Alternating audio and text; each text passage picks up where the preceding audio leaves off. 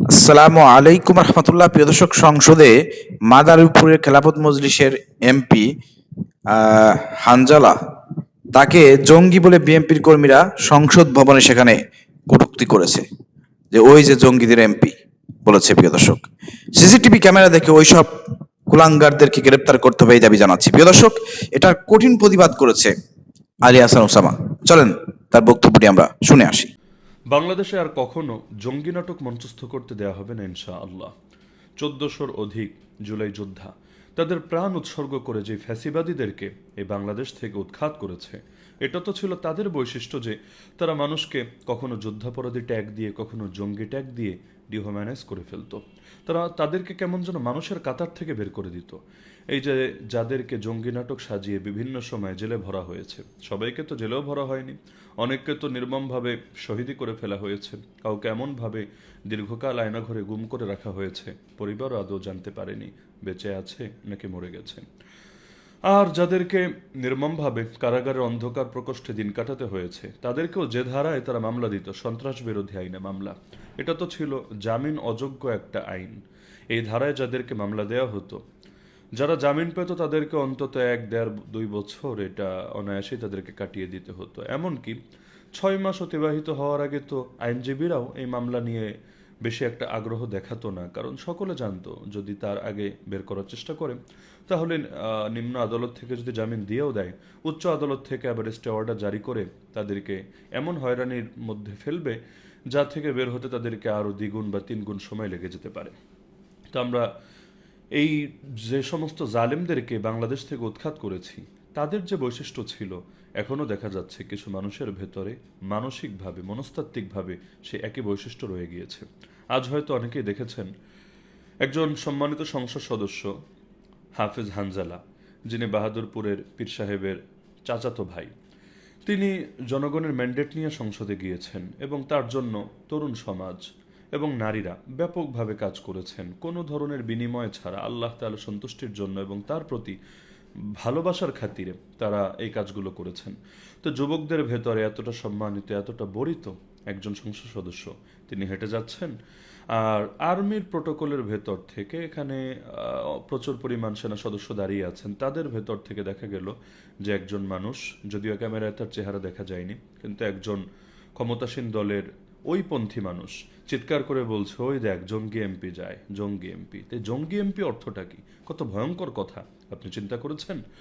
2001 থেকে 2006 পর্যন্ত এই বিএনপি যখন দেশ শাসন করেছে, সে সময় তো তারা র্যাবকে গঠন করেছে এবং এই জঙ্গি নাটকের সূচনা তো মৌলিকভাবে সেখান থেকেই। পরবর্তীতে যেটাকে আওয়ামী লীগ ক্ষমতায় এসে আরও অনেক দূর পর্যন্ত বিস্তৃত করেছে এবং একটা রাজনৈতিক টুল হিসাবে ব্যবহার করেছেন।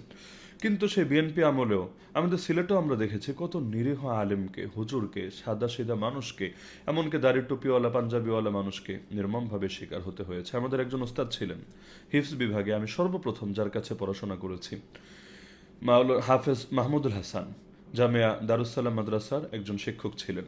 তাকে এক রাতে এসে এভাবে ধরে নিয়ে গেল। আর সেই সময় তো জঙ্গি নাটক এটা অত্যন্ত ভয়াবহ ছিল। তাকে নিয়ে কিছুদিন গুম করে রেখে জুলুম করলো, নির্যাতন করলো, এরপর ছেড়ে দিল, মামলাও দিল না, জেলেও যেতে হলো না। কিন্তু এই অল্প কয়েকদিনের নির্যাতনের পরিণতি এটা ছিল, ফিরে আসার পর আর স্বাভাবিক তিনি হতে পারেননি। মাদ্রাসার শিক্ষকতার দায়িত্ব আর বেশি দিন পালন করতে পারেননি। সর্বোচ্চ মনে হয় 3 মাস পর্যন্ত বেঁচে ছিলেন। এরপরই টকবগে এক তরুণ, এক যুবক আলেম কিন্তু নির্মমভাবে মৃত্যুর কোলে ঢলে পড়েছিলেন। তো যদিও তাকে গ্রেফতার করা হয়নি এবং তাকে গুম রেখে যখন ছেড়ে দেয় তখন বলেছিল, আসলে আমাদের একটা বুঝতে ভুল হয়েছে, আমরা একই নামের আরেকজনকে খুঁজছিলাম, ভুলবশত আপনাকে উঠিয়ে আনা হয়েছে। তো তখন যতই ভুল স্বীকার করুক না কেন, কিন্তু নিজের প্রাণ দিয়ে তাকে সেই ভুলের মাসুল দিতে হয়েছে। তো এরকম শুধু একটা উদাহরণ না, এটা তো আমাদের চোখের সামনে। আমরা তখন শিশু, আমি মাত্র হিফজ বিভাগে পড়ি, কিন্তু হৃদয়ে গভীরভাবে রেখাপাত করেছিল। এরকম আরও কত মায়ের বুক খালি হয়েছে। বিশেষ করে সিলেটেই তো আমাদের জানাশোনার ভেতরে কত আলেমকে, নিরীহ আলেমকে এগুলোর ভুক্তভোগী হতে হয়েছে। এখন দেখা যাচ্ছে বিএনপি ক্ষমতায় আসতে না আসতে আবারও সেই একই শব্দ এবং একই চেতনা এটা ফেরানোর চেষ্টা করা হচ্ছে। এটা তো কিছুতেই কাম্য হতে পারে না। আমরা দেখতে পেয়েছি কিছুদিন আগে মাওলানা আমির হামজা সম্মানিত একজন সংসদ সদস্য, কুষ্টিয়া থেকে নির্বাচিত। তিনি একটা জুম্মার বক্তৃতার ভেতর কথা বলতে গিয়ে তিনি আবেগে একজন মন্ত্রীকে, যিনি ইসলাম নিয়ে একটু অন্য টাইপের মন্তব্য করেছেন, যার দাবি ছিল 1971-এর সেই মুক্তিযুদ্ধ এটা ধর্মকে প্রতিষ্ঠা করার জন্য যুদ্ধ হয়নি।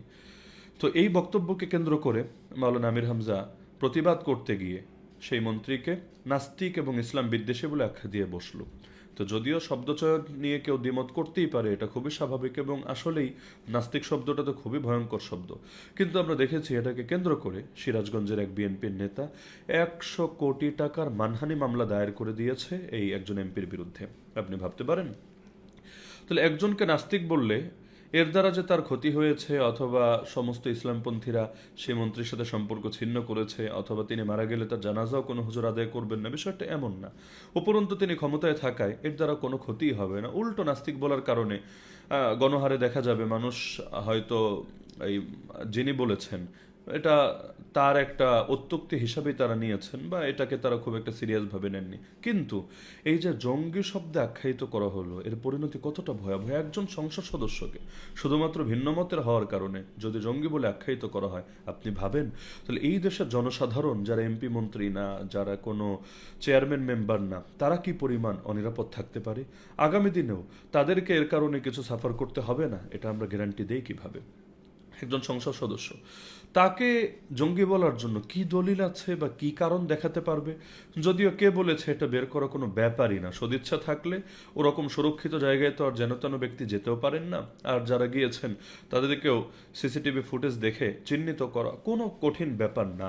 কিন্তু যদি চিহ্নিত করা না হয় তাহলে বুঝবেন এর প্রতি সরকারেরও নীরব সমর্থন আছে। আর যদি চিহ্নিত করা হয় তাহলে বুঝবেন তাদের ভেতর হয়তো এখনো কিছু ভালো লোক আছে। প্রিয় দর্শক, আপনারা শুনলেন, ভিডিওটি প্রচুর পরিমাণ শেয়ার করে দেন। বাংলাদেশের মাটিতে আর জঙ্গি খেলা, যুদ্ধাপরাধীর ট্যাগ, রাজাকার ট্যাগ, এই কার্ড যারাই খেলতে আসবে তাদের পরিণতি হাসিনার মতন হবে। অর্থাৎ বিএনপি যদি সেই পথে হাঁটে, দেশের জনগণ বিএনপিকে লাট কাট দেখাবে।